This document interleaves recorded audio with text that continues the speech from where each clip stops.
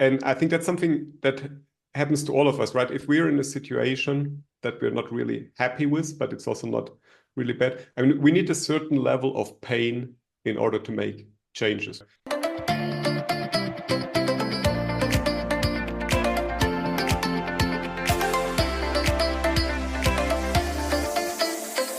This is By Joyan Season 2. I'm your host, Joyan Chan, and every Wednesday we bring you inspiring stories, powerful message, and fun conversations with me and my special guests and friends, and it's my personal mission to empower you to live and lead a life with joy. This podcast is for you if you're looking for more joy, courage, passion, and purpose in your life. Now let's dive into today's episode and get ready to laugh, learn, and live your life to the fullest. His life is a story of constant change and continuous improvement. From the confines of a successful yet unfulfilling corporate career, he embarked on a journey of self-discovery that would redefine his path forever.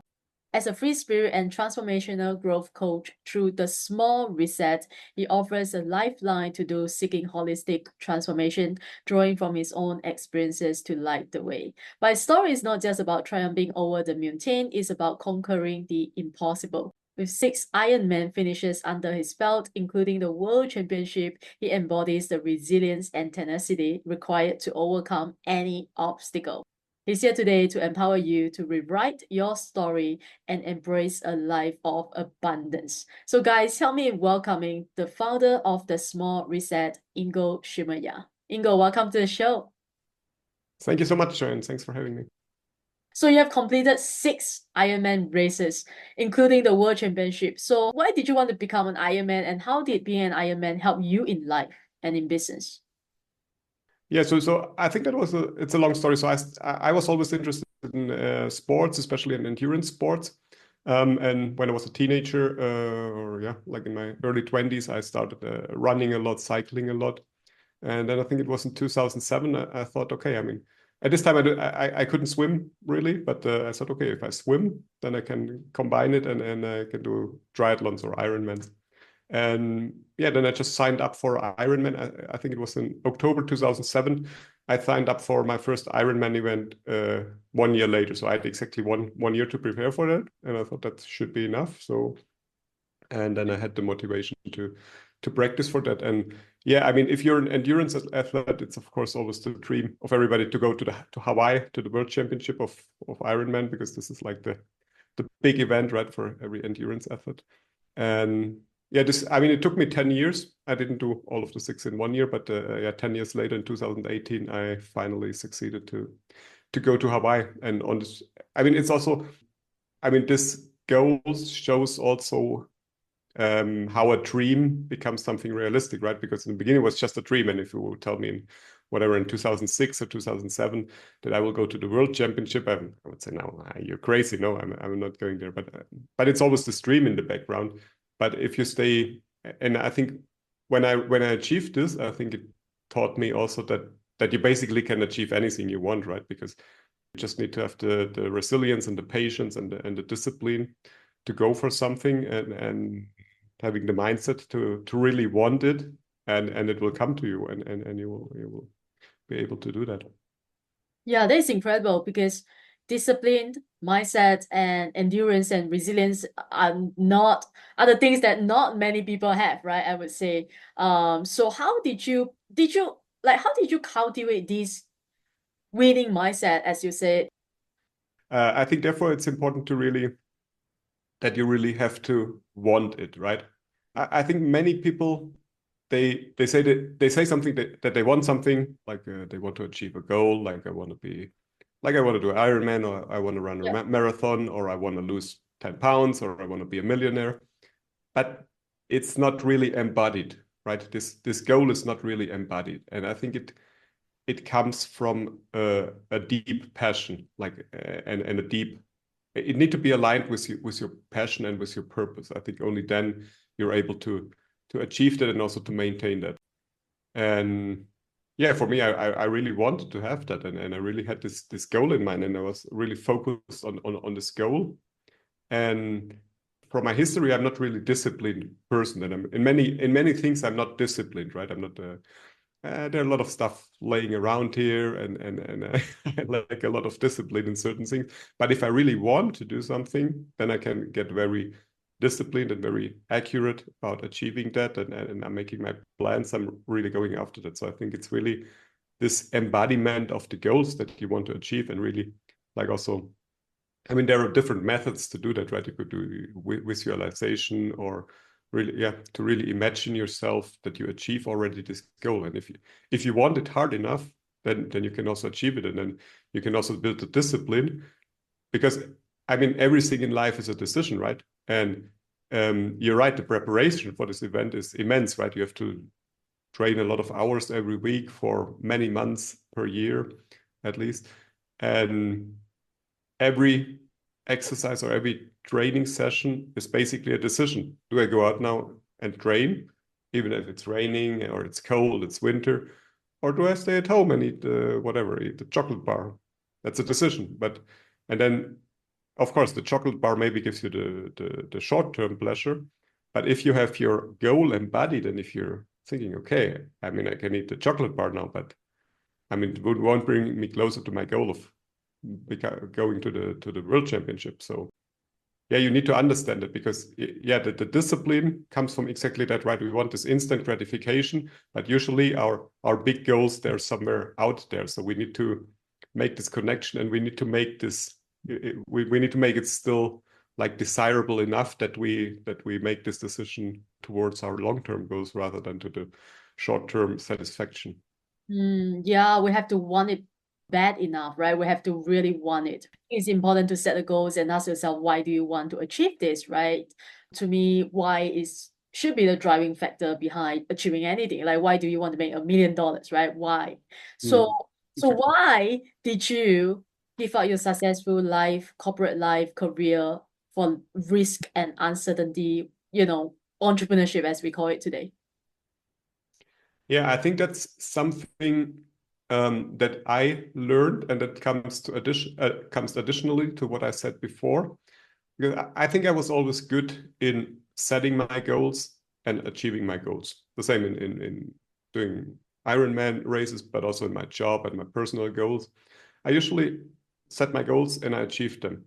And so I grew the corporate ladder. I had a director position, job in the semiconductor industry in the end, but it didn't really fulfill me. So that means I think I was not really aligned with my deepest purpose, right? I wanted to, I mean, I succeeded, but I think if it's not aligned with your purpose in the long term, it doesn't make you happy, right? And that's what happened to me. So I started to go back and really connect with myself, and go deeper in myself, and try to understand what I really want. And yeah, then we made this decision. I mean, basically because we were all, so me and my family, I'm married, I have 2 kids. During the pandemic in 21 or something, we were not happy with our life anymore, right? Because the kids didn't go to school anymore. We were all at home. I was just working on the computer and Zoom meetings all day. And then we made this decision. We said, okay, if we don't like it here now, so let's try something else, right? And let's try if we can find something better. And then we said, okay, I mean, we sold everything. We sold our house, we sold our cars, and all our belongings. And we moved to Mexico, and we traveled here for 9 months. I think this was also time that helped me a lot to understand better about myself. And I didn't make pressure on myself in this time and what I want to do. So we just traveled.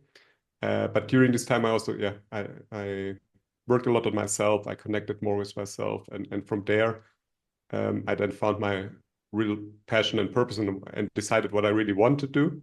And from that, I built my business. So I first started with this vision that is aligned with myself. And only from there, I started to build something. Didn't you, at that point of time, didn't you have what was your biggest fear and how did you overcome it? The biggest fear, I think that's something I overcame before already. I mean, I worked in this job like for more than 15 years, right, in the industry. And I always thought about maybe I will go step out and do something different. I always had these thoughts, but I had this limiting belief that that I cannot quit my job, right? Because I need the money at the end of the month, and I need to pay the bills, and I need to feed my children and all this stuff. So that was my limiting belief. I thought I cannot do it because I will just run out of money and it will not work. And I think that's something that happens to all of us, right? If we're in a situation that we're not really happy with, but it's also not really bad. I mean, we need a certain level of pain in order to make changes, right? If it's not painful enough, if it's just like, it's not the best, but it's also not too bad. So you just stay with it. And that's, I think, what happens to most people, right? They're living a life that's somehow good. It's maybe not perfect, but also not bad enough that they would go for a change and make such a drastic changes. But then for me, I mean, I developed more and more this desire to make these changes and to do something for myself and start my own business and go out and do things differently, or also for my family. And yeah, when I wanted it bad enough, this was stronger than this belief that I cannot feed my family, and just started to believe that whatever I will do, I will make it work, right? And I started to believe more on the positive side. Also, usually I'm a very optimistic and positive person, right? But also in this field now, I just adapted it there, and I thought, okay, I mean, we'll make it work somehow. We will get there. So actually, when we made the decision, and from then on, I didn't have any fears anymore or something like that, because it was more like a release for me. Wow, that's beautiful. And you mentioned something really interesting, which is, you are kind of in this comfort zone, which is quite dangerous because so many people stay in comfort zone. They have a well-paid career, okay career, they are happy but not really happy, and they are not fulfilling, right? That's where you were in the past. I believe that's what we call comfort zone, and which is very dangerous because you kind of very comfortable, but you also feel stuck, right? So how do you help people? I know a lot of my listeners, they are still in a 9 to 5, and they want to do something for themselves. They want to start something, maybe a side hustle, maybe a podcast, maybe a coaching career. So what advice would you give to people who are still stuck in that 9 to 5 job where they don't feel, or any job, right? Career, whatever, they don't feel fulfilled, they feel stuck, and they are hesitant or afraid to make a move, to pursue their passion, their purpose. Mhm. So I think the starting point here is they need to really understand what they really want. And now that sounds very obvious, right? I mean, they will say, okay, yeah, of course I know what I want. I want this and that, and I want a house and a job and a big car or whatever. But I think that's not entirely true. And it was also not true for me, and maybe it's still not 100% true today, because I think we have somewhere inside ourselves, we have our values and our belief systems and what's driving us, right? And we've also our ideas of what, for example, a successful life looks like, right? Yeah. But I think this is not, I think that what we think is for us a successful life is not really aligned with what's inside us unconsciously, because I think we're so distracted by everything we read and hear on social media, and what we hear by our friends and by our families and by our society, right? There's a certain definition how a successful life have to look like, right? You have to have the house and the car and a good job and whatever. And I think the starting point is to understand really what's inside you, what you want. Is it really the house that's important for you? Is it really the big car? Is it really the money? Is it really the fame or whatever it is for you? So, and this you can find out by disconnecting from everything and connecting with yourself. And this can be, for example, by meditation or by doing deep work, like journaling is a good example for it.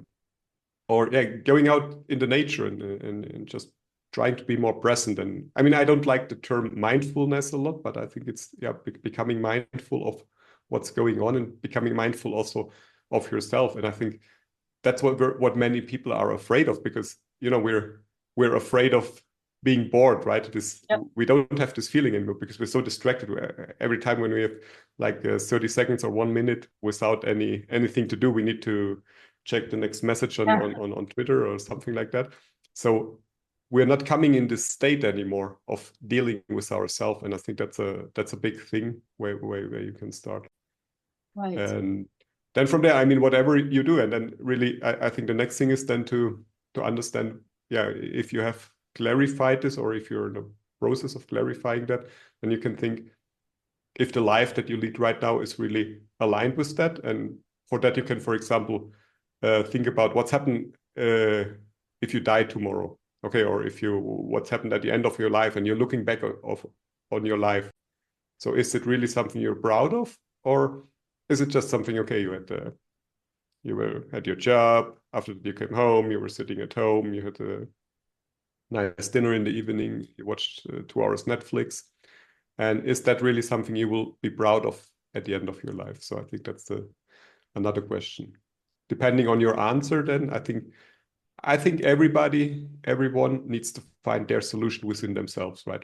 There's no, I mean, I have my solution for me, you have your solution, and everyone has their own solution. So, but they need to find them, and they need to work on them.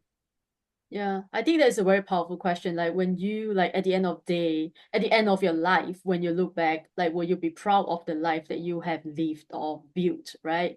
So you talk about you don't like the term mindfulness, and I'm just curious to know why. But how do we make sure that we are earlier you talk about you can, you are someone who can set goals and achieve them, right? So what strategies do you use to setting goals and to setting goals, I would say, and achieving them? And also at the same time, I would say, because this is a problem that I find is with me, right? I set goals, like ambitious goals, like things that I want to achieve, maybe in my business, but I don't focus, like how do we focus on the like now? Because everything we have is now. Yes, I have goals, but how do I, focus on the now moment, the present moment, so that I can work towards my goal, instead of being just like dreaming about it, you get what I mean? So what are some of your Right. strategies Yeah, for? that's a great question, and I think that's also I learned I wasn't like that all my life, so I learned also over the last years because yeah, as I mentioned, I was achieving all these goals, but when you achieve the goals, it's just like okay, in the beginning it's nice, okay, you achieve the goals, but what happens after you achieve the goals? Yeah. You just need to set the next goal, right? I mean, whatever it is, right? Like for me in the Ironman, for example, I wanted to finish the Ironman, and then next year I wanted to be faster, and I wanted to be faster, and in the end I wanted to go to the World Championship. So you're just going from one goal to the next, and I think that's something I learned only in the last, let's say, 5 to 8 years or something like that, to focus more, not so much on the goals anymore. I mean, goals are still important. I see goals as something they're guiding me, right? I have my long-term goals. They're like a vision, like a lighthouse, showing me more or less the direction. But I actually don't care so much anymore about their achievement because I think, yeah, it's as you're saying, it's much more important what we have today. And I think if you focus on today, and yeah, somewhere you have your vision, you have more or less the direction in mind, right? That you're not going completely in the wrong direction. But if you just trying to make this day today the best day, and you're doing the best you can, then it's actually the most important. And I also think that progress is much more important than the outcome, than the result, right? So if you celebrate the progress, it makes him much happier because you have much more events, right? You can basically every day you can celebrate progress. And if every day you're doing something good, you're doing something towards your vision, you're doing something towards your purpose, I think that's a very satisfying feeling, and it gives you a lot of pleasure or satisfaction. Yeah, I mean, just think about it. If you continue it every day, you will also reach maybe not exactly this goal, but you will get to a very you will make a lot of progress, and you will reach to places where eventually you don't even dream of today, right? Maybe it's something even better than the goal you had initially, because sometimes we change also as we're growing and as we're evolving, we're also changing our mind and changing our things. So maybe my goal is to become a millionaire, but maybe on my way, if I focus on being the best of myself, maybe I find out money is not even important anymore. Right. Yeah. I love that. Celebrate the progress, because every day you can celebrate, because every day is a progress, right? Mm. So And sorry, just to add that, I mean, progress doesn't always mean only the successful events, right? Sometimes also a failure can be progress because it helps us to learn something, right? celebrate If the you see, failures. Yeah. Like who does that? I mean, no one does that, right? Which is important to celebrate your failures as well. Because failures is just it's getting you closer to success, right? I believe, because no one achieves success like right away. We all know that success is not a straight line. Is that why you have a quote that says dream big but don't let your goals chase you? Is that, what do you mean by that? Is that why you mentioned that? Yeah, exactly. Because no, I mean, I think failures are part of life, right? You need our failures. We cannot have all the time only successes, right? It's just not working like that. And like usually with a failure, we get this negative feelings. But actually, the feelings are not even negative, right? It's just our association that they're negative feelings. So sometimes I just need also to accept these feelings, and yeah, I can feel shit sometimes. I mean, if I do something wrong, or if I'm losing a client, or if I whatever, right? If I fail something, or if I do something stupid, where I think, okay, that was really stupid what you did, no, then yeah, it doesn't feel good, but it's also, yeah, it's also important to accept this feeling and to see to let it come and let it pass, and it will also pass again. I actually like the saying about failures. I mean, you cannot remove the valleys while keeping the mountains, right? If you have the mountains, if you remove the valleys, you just have a flat line, right? So there's always, if you have successes, there's also it's also going down again, right? So I like this Yeah, I metaphor. love that. I love that. Thanks for sharing the metaphor. Your coaching is called the small reset, right? Can you explain Mhm. the concept behind the small reset and what a small reset looks like in Yeah, practice? so actually, yeah, so the small reset is my brand name. Yeah, it's my coaching and also my YouTube channel. The small reset. I came up with this, because there is people, this big people talking about this idea of the great reset for the world, right? They're saying, Right. okay, we have to reset everything and start from zero. And then I thought, okay, maybe it's better and easier if we come up with rather than with a top-down approach, with a bottom-up approach. So a small reset for me is when we're all, or me for myself, for example, if I work every day on myself and I'm doing the small resets within myself to become better and to become also more a more contributor to society, and trying to make the world a little bit better every day. And I think if enough people would do that, it would also lead to a better world, right? So that's why I thought the small reset is what we're working on. It's I cannot reset the world, but I can work on myself, right? I can make myself a little bit better every day, and these are the small resets that I'm talking about. Yeah. Okay. How do we exactly do that? Like, how do we exactly reset our life? Like, I'm not talking about the great reset, like you said, small reset. Yes. Okay. Like, what exactly would you do to reset to become a better version of yourself every day? Yeah, I think these are habits, and what we're saying, I mean, just try to make progress on yourself. And if you're not there yet, I mean, if you want to change your life and you don't know how, I mean, I developed a process. This is actually my coaching framework. I call it release, rediscover, rise. Okay. And if I'm start working with my clients, the first step is release. Okay. What does this mean? That's exactly what we discussed before, that I had, for example, also for myself. We all have these belief systems that we carry around with us and usually beliefs are built when we're very small kids, right? And some of our beliefs are helpful for us, of course, and some of our beliefs are hindering our process. And yeah, we start there, and we start to unroll that, and to release these beliefs, and maybe to also do like a perspective shift. Sometimes it's very easy to I mean, if people stuck in this belief for many years, for example, whatever, I'm not good with money, or I don't, or whatever, money is bad, or whatever, rich people are bad people. This is something many learn that we hear, when we are as children sitting with our parents, and that's the discussion we hear, right? And but sometimes it's very easy to shift these beliefs and to work to them, and change them to something positive. I think that's the first part, to release your negative beliefs, to release your everything that's holding you back, and start from there.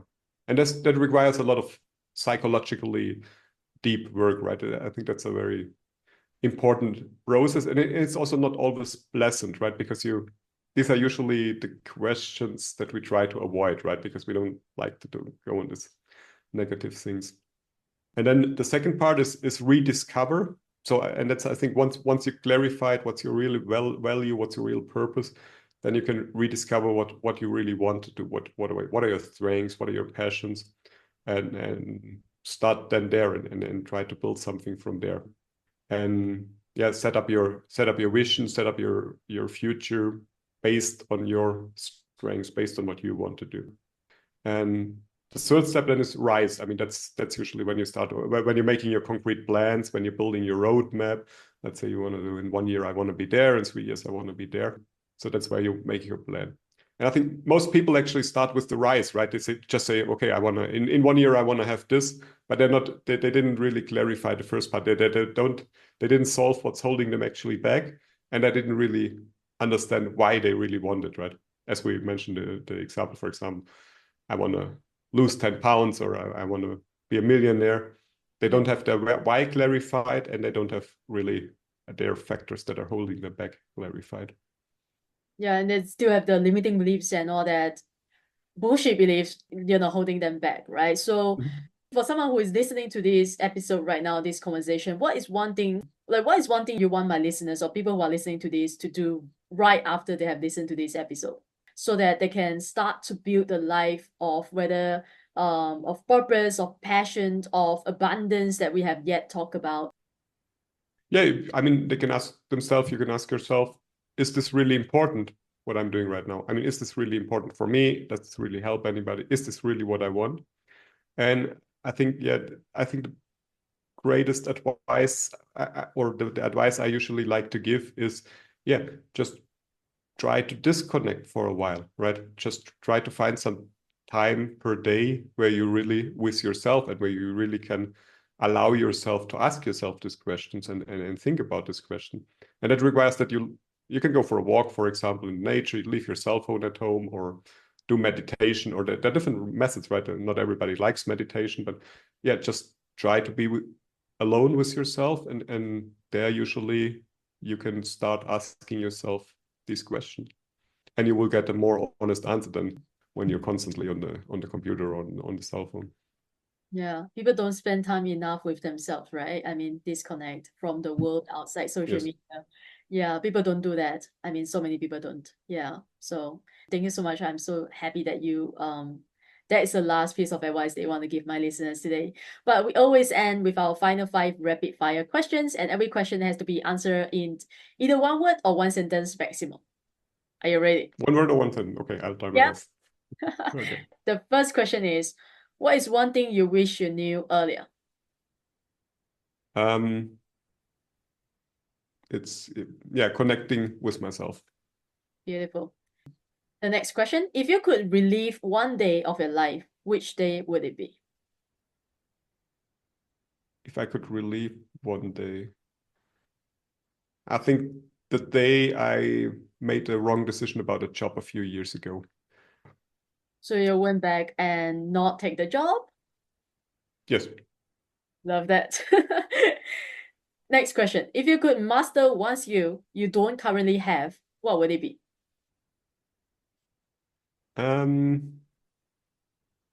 Right now, I think it's marketing.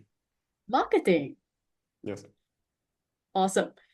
The next question is, what is one adventure you have never had but would love to experience? I would like to go with my bicycle to Patagonia and cycle there around. Wow, yeah. You're such an adventurer, I'm sure.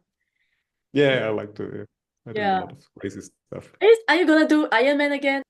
Yeah, right now I don't. I'm not. No. As since we traveled here in Mexico, so I sold also all my bikes and my equipment, so I couldn't travel with the bicycles. And no, right now I'm not so much into competitions. Okay, Maybe in a few years. I don't sure. know. The last question is, what brings you the greatest joy? The greatest joy is just hanging around with my kids, my family. Love that. Beautiful. Now tell my people where they can find you or connect with you, and if they want to work with you, have any question, where should they go? Yeah, so you can find a lot of information on my YouTube channel at The Small Reset, YouTube at The Small Reset. There are many videos, there's also interviews, there's also a podcast where I'm discussing with interesting people about things like mindset, financial freedom, personal freedom. in this direction. And if you're interested in coaching, I also have a website. It's thesmallreset.org. And there you'll find also like more explanations about the coaching approach and yeah, contact details. Beautiful. Yeah, I will leave all your links in the show note below. And guys, I know you learned a lot from today's episode and feeling motivated, empowered right now. So go follow him. Thank him for coming to our show today and reach out if you have any other question. Don't forget to like and subscribe to this podcast so you'll never miss another episode. And I will always leave you the same way as I leave you with every other episode. Show up. The world needs you and you need you. Thanks for listening, and I wish you all a joyful and amazing day ahead. Thank you again for tuning into Find Joy Joyan podcast. If you enjoyed today's episode, take a screenshot and share it on your IG story and take Find Joy Joyan_podcast so I know you are listening. And leave us a positive review on Apple Podcasts if you haven't already done so. And remember to hit the subscribe button whether you are listening on Spotify, iTunes, Amazon Music, or any of your other favorite platforms. If you love what we are doing and want to become one of our sponsors, you can send me a DM to connect. And thanks for being here. I will see you soon in the next episode.